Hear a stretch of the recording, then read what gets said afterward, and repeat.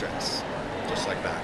And it's completely reactive with water. If I wet it, it's going to do all the crazy cool things that distress does. I can put different colors in there with it if I wanted to.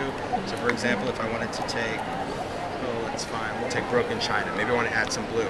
I can add right to it, or I can simply squeeze it right onto my craft sheet. Now this is a hard density bottle, so if you want to get more ink out, you're going to press down and squeeze. It's fluid, so it's going to come out easy. It's not like a paint dabber where you've got a thick medium you're forcing out. But now I don't have to add any water to this because this already has the same quality of color in distress. It's a totally different way to distress now. Now we're distressing in a fluid way. Now this certainly doesn't eliminate the need for distress pads, because I'm going to go in with my distress pads and highlight it, but this gives you a completely different look to distress that you can't really get with an ink pad. Because even though you're pressing it down and doing wrinkle-free, which I love, you still can't achieve this look, because all you're doing when you're adding water, yeah, you are reacting to distress, but you're making it translucent. So to get this intense color, it's layer and layer and layer and layer, and usually by the time people get there, they've made mud. So yeah, I think it's a very simple way to distress a large background.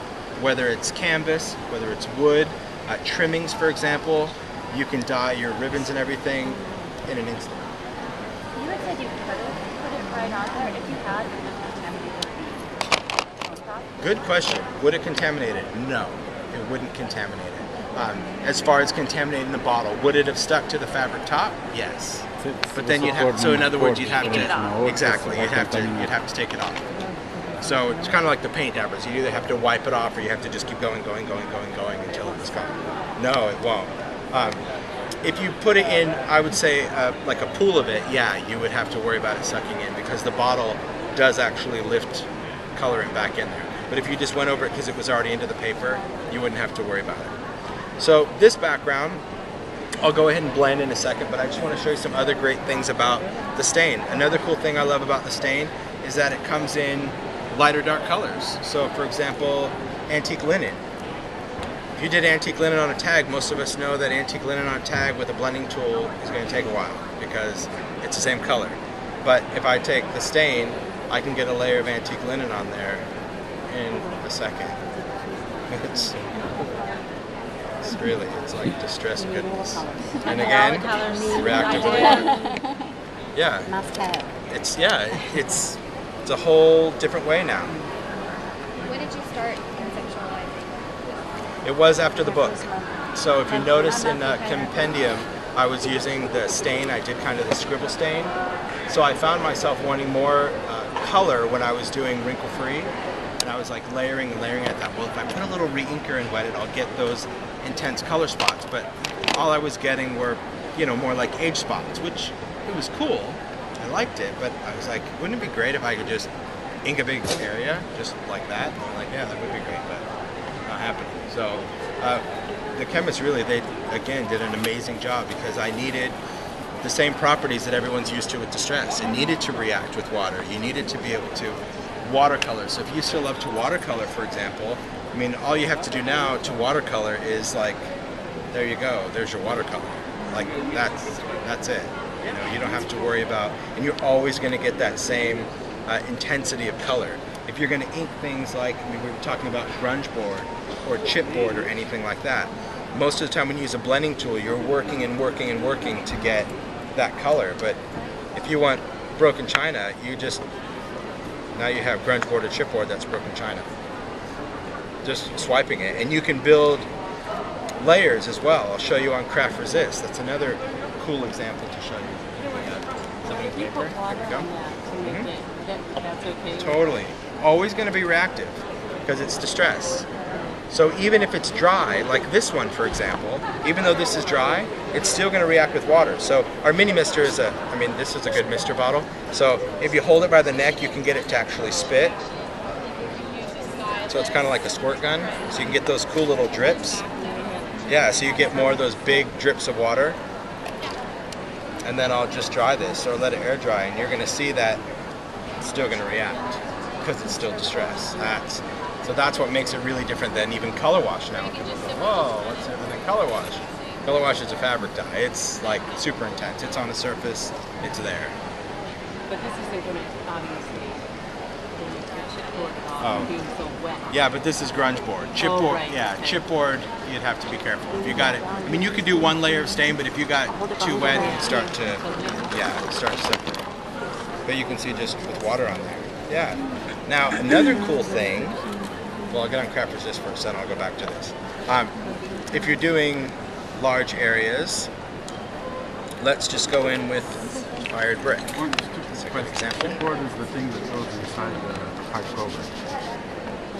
Books, yes. Sometimes, so that can be gorgeous. So here, so this is craft resist. So this craft resist is sold in a stash. It's got, go ahead, smells try it bad. out. It's cool paper. It's craft paper with a printed image and a printed resist. So you can use it just like that if you want, or if you ink it, obviously what has been printed in the resist is going to resist, but you're still able to ink the color. But if you didn't want to use your blending tool on an entire sheet of paper, you can just take your stain, fired brick, and now we can just go over the whole thing. Now the cool thing about using this, like if you use the stain on there, most people start to panic because it's so wet. And it's like, oh, it's dark, it's streaky. It's only because the craft paper is wet. When this dries, the streaks will go away, all of that, and you'll see our fired brick. That's just our color. So you can see that it covers it much more even.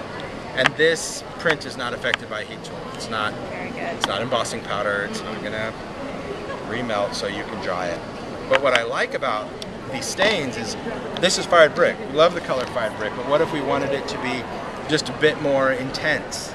You can go over it with another layer of the same color of stain and create a more saturated version of that color. These are just designed to layer. Oh my gosh, there's a million things you can do with these. It changes the way you can distress now. It's just a new way. It's another way to do it, and that's to me what's always been important about this product line. I mean, we were just talking. You've got to think about it. You know, distress is about 7 years old now. When you think of this product, and still people are like, "Wow, that distress is so cool," because I'm always trying to do new things with it, you know, and really shake it up.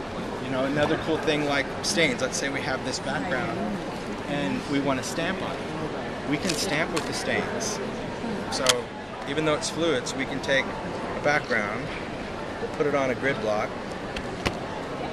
Let's go in with like walnut stain, for example. I'm just going to tap this down and make sure the tip is saturated with color, and I'm just going to swipe it right over a stamp. And the stain's going to cover the whole rubber stamp.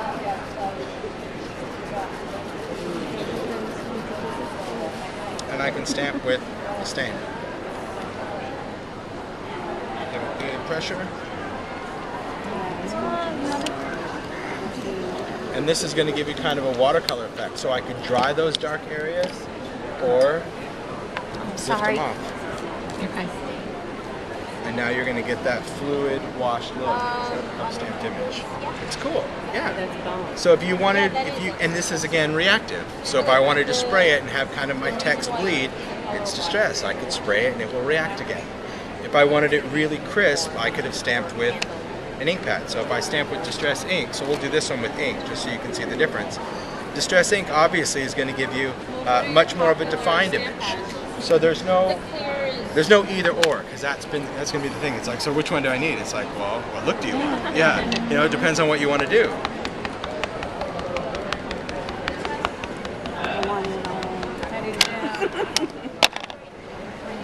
So the ink is much darker, much stronger. Yes, because it's more concentrated. So this is going to give you a crisp look, and that's going to give you more of a wash look. You can see the difference, especially when you're looking at the top. They're both walnut stained, yeah, but one is fluid, and one is going to be your ink pad. And that's the big difference right there, because again, you've got the concentrated ink from the pad, or your fluid version in a stain. And if you spray water, both are reactive. do the same. Yep, both reactive. This one's obviously going to flow more because it's fluid. This one's going to just kind of wick out from where it is because it's still distressed. Now, This one is embossable. This one is not. Because it's fluid, it soaks right into the surface, whereas the ink, because it's more concentrated, it sits up there a little longer. So that's the only difference that I've really found when it comes to using it. If you're stamping, you're going to want to go with archival. Yeah, distress is going to beat up. Yeah. But, I mean, I found that really interesting that people were printing on it with their inkjet printer. Yeah, there's a lot of samples over there. This one? Yeah. It's like magic paper. Just want to like what if rip it you and want to make it yeah, that's waterproof? What's that? If you want to make that waterproof at some point. If you want to make it waterproof and you don't want to alter this, then I would suggest a spray fixative. Yeah, that'll be the best bet. If you wanted to paint it on and you wanted to see kind of what happens and create waterproof, you could do like the glue and seal or multimedia, because both of those products will dry waterproof, but it's going to react. Yeah, absolutely. But like a workable fixative, I mean, I've sprayed a workable fixative on things and it works pretty well.